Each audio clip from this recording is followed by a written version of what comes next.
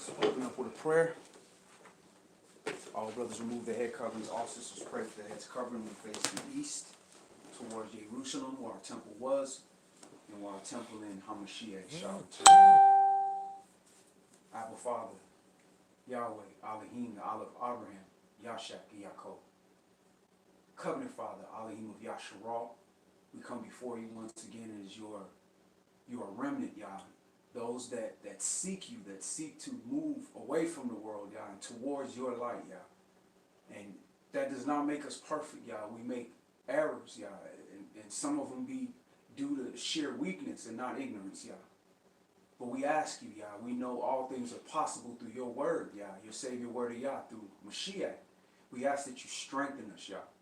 We ask that you give us the endurance, the spiritual endurance, Yah, to endure the flesh, Yah, and to make the right decisions, to always have the energy and always have the help and the counsel and the admonition and rebuke around us to help us get up from our falls, Yah. And understanding that we have been awakened first, Yah, out of our nation, Yah. We understand that we're in a position of leadership and that others that may not be as strong as us watch us, Yah. And when we make mistakes, Yah, we cause them to fall. So for that sake, Yah, and not for our own, we ask that you please forgive us of our sins and trespasses, Yah, and help us maintain our cause, Yah. For you know man's heart, Yah, and you know that our heart is towards you, Yah. But the flesh is weak, Yah, and the programming was strong, Yah. So we ask that you also open our eyes to those things that we're struggling with that we can't see, so that we can inch closer and closer to you, Yah, and give you the glory when we overcome the faults of our flesh, Yah. Yah, we don't make any demands. We make full supplication, not only for us, but we speak for your children that are still asleep, that shall wake up at another time when you open their eyes, Yah, as well as all those across the four corners of the earth that gather, Yah, in your name. Where 2 or 3 or more in your name, there you are in the midst. Yah, these things we thank and pray through your holy, humble and his Son, Yahshua HaMashiach, in which all praise, majesty, might, and dominion resides here forevermore. Through you, your majesty, in the name of Yahshua HaMashiach, we thank and pray. Amen. Amen.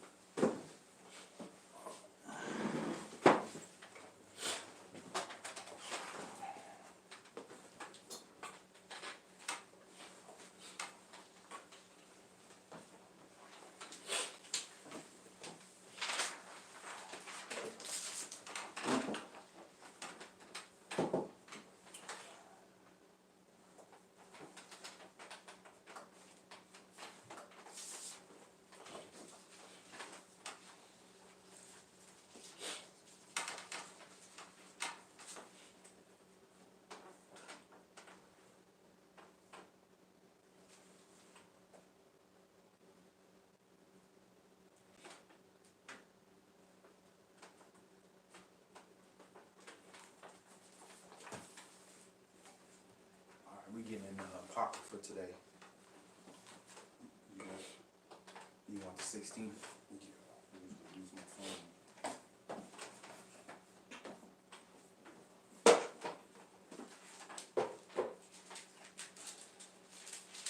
I'm going to Rock.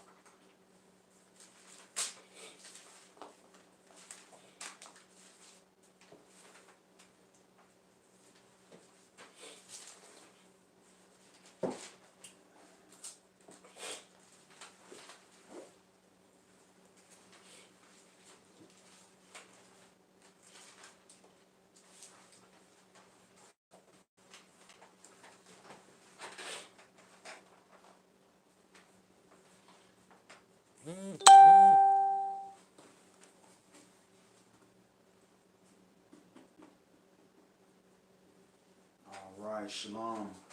My name is YAH Yasharah. I'm with my brother Wesley Yasharah. Shalom. Shalom. And the title of today's Bible study is Tempted to Death. Tempted to Death. And we are Savior Word of Yah Ministries.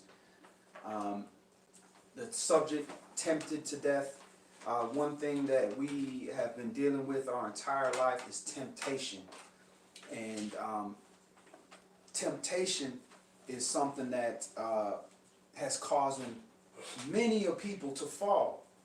And when we hear temptation, the first thing we think of is lust and sex and, a woman, or, in the garden with the fruit, tempting to the eyes. But temptation's a little bit deeper than that.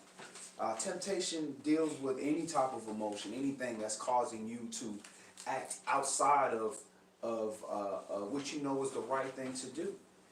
So where does that temptation come from? Is YAH tempting us? Is he we feel like, YAH's tempting me with this and putting this, dangling this thing, or is the adversary, the devil, tempting us? And who are the type of people that tempt? What is there in common with that? What spirit is common with people that like to tempt? So we're going to open up in the Apocrypha. Let's go to Sirach, chapter 2. Sirach, chapter 2. If you do not have access to the Apocrypha, you can always go to IsraelitesGathering.com, and you'll be able to see all the books that we'll read out of. So Sirach is in the Apocrypha, in the 1611. And we're going to start Sirach chapter 2, and we're going to start that at verse 1. And especially for, brothers and sisters that have jobs that require them to be away from the home, or out in public a lot, dealing with a lot of different people. Temptation will come in all type of forms. People will tempt you with money. People will tempt you with popularity or numbers, or the age-old lust of drugs, or sex, or companionship. That people will tempt you, and the more you're exposed to people, the more you're tempted. And the more that you're in a leadership role, the more you're put in those positions to be tempted. So if you are a spouse of an individual that is in any of those circumstances, that means you're going to be tempted as well, because your spouse is going to be away or facing temptation, and you'll be in that situation where temptation is commonly coming towards you. So don't feel that if because it's on you that you're safe. Nah, you're best believe if the devil come and mess with you and he can't get you, he gonna leave. He gonna go to your spouse. So we're opening up in Sirach, chapter 2, and let's start this at verse 1. Elohim's servants must look for trouble and be patient and trust in him. For woe to them that do not Where so. are you? Sirach, chapter 2. You're in the wisdom of Ecclesiastes. Wait a minute. Okay.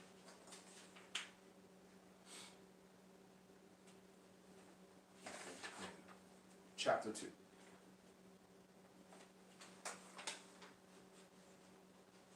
My son, if you come to serve Yahweh, prepare your soul for temptation. All right, so if you come to serve Yah, know off rip, you are going to face temptation. Prepare your body, prepare your flesh from temptation. When it says prepare your soul, a lot of people get the soul and the spirit mixed up. They think, oh, you can have my body, but you can't have my soul. No, your body is your soul. That's your breathing body. Your spirit is what inside of your soul, inside of your body. So if you're coming to serve Yah, if you decided, hey, look, I'm going to serve Yah, I'm going to try to do different, I'm going to do better, expect temptation is coming. Temptation comes to all men, but especially because if you have made that decision, you're on the brink of breakthrough. You're on the brink of salvation, literally.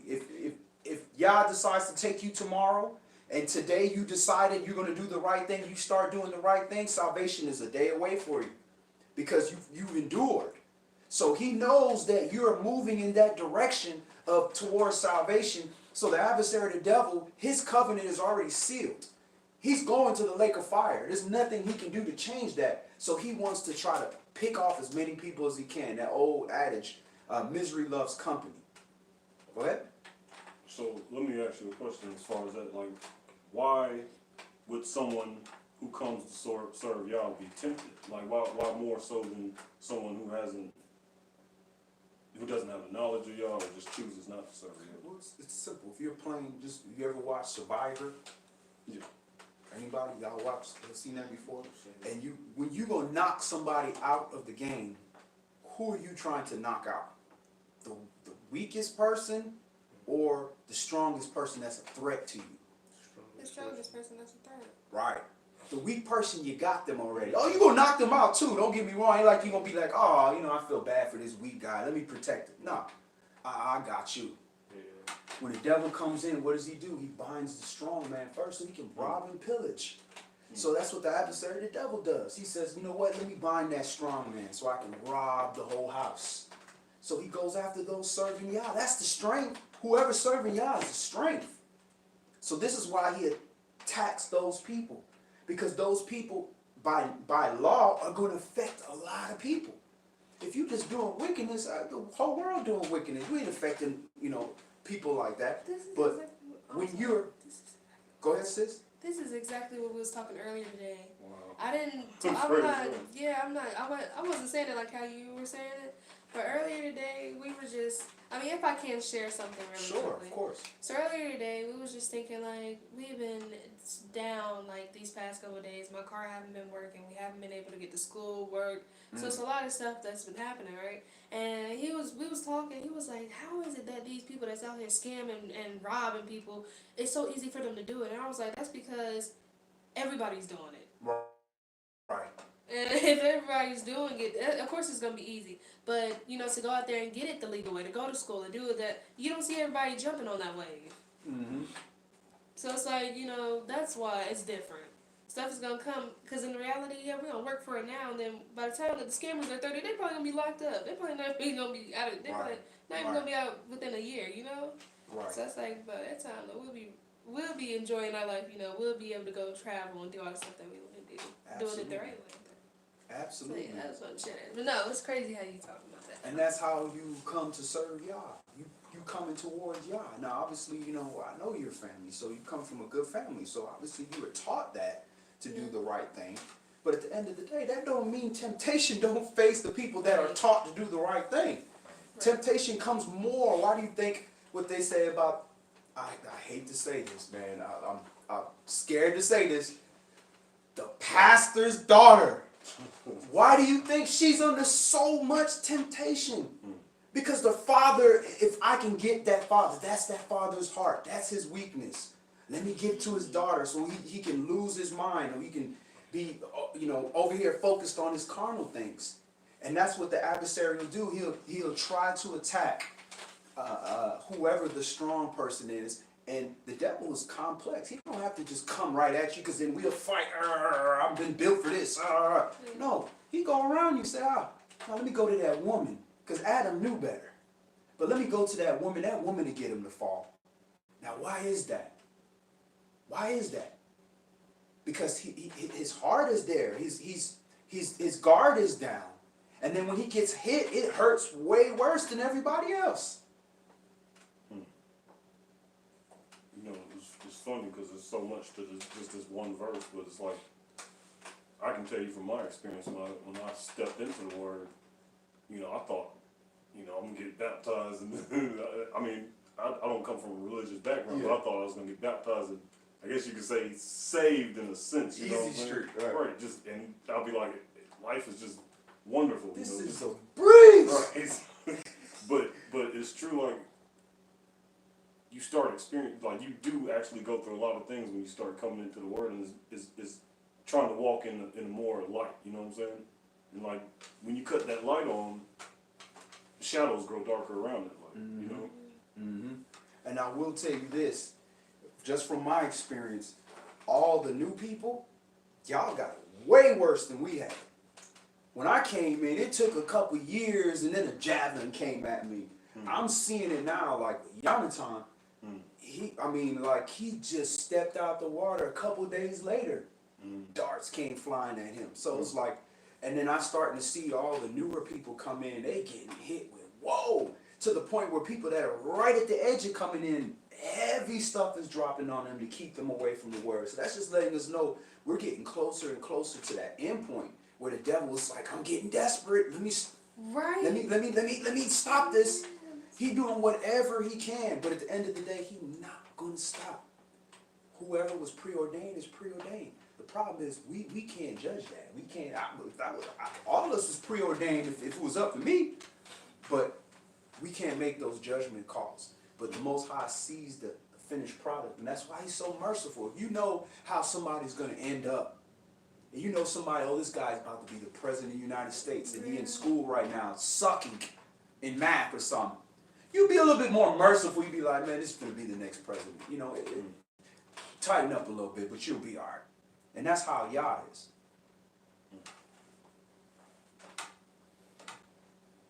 Ecclesiasticus, Sirach, chapter 2 and verse 2. Set your heart aright, and constantly endure, and make not haste in time of trouble. Set your heart aright. So again, when it's talking about your heart, it's talking about your mind. Get your mind right. Understand the playing field.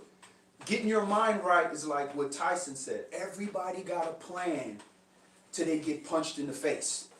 So prepare to get punched in the face. We all got plans. I'm going to come in there and I'm going to throw that jab.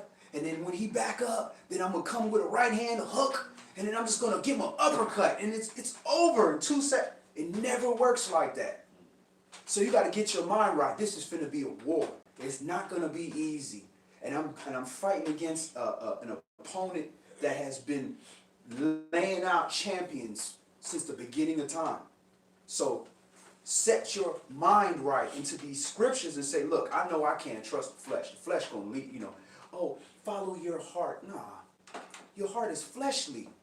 Your heart wants to continue beating, wants to keep living. No, follow this word and follow the Spirit. And that's what the Holy Spirit, the Comforter, is supposed to comfort you. The Holy Spirit is called the Comforter because it's supposed to comfort you in the times of your trouble, knowing that I know what I'm supposed to do. It don't mean that it's easy, but at least I know what I'm supposed to do. It's like nothing worse than, which way do I go, left or right? And it's a time of trouble. That's difficult. But you have comfort and be like, man, it's time of trouble, but I know I need to go that way. But boy, is that a heck of a route that I got to go. But at least you know where you need to go.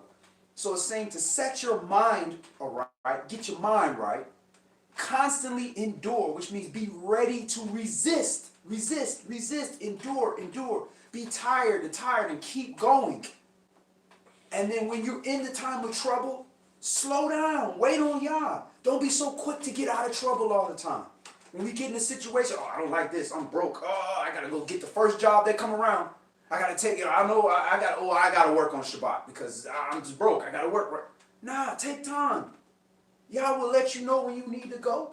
Now you getting to that point. Hey, you gotta make tough decisions.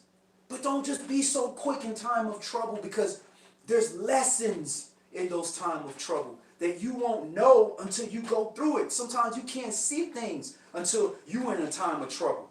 Then you look around you. You look to your right. You look to your left.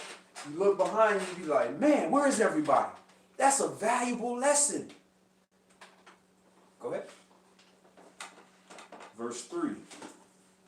Cleave unto him, and depart not away, that you may be increased at your last end. Whatsoever is brought upon you, take cheerfully, and be patient when you are changed to a low estate. For gold is tried in the fire, and acceptable men in the furnace of adversity.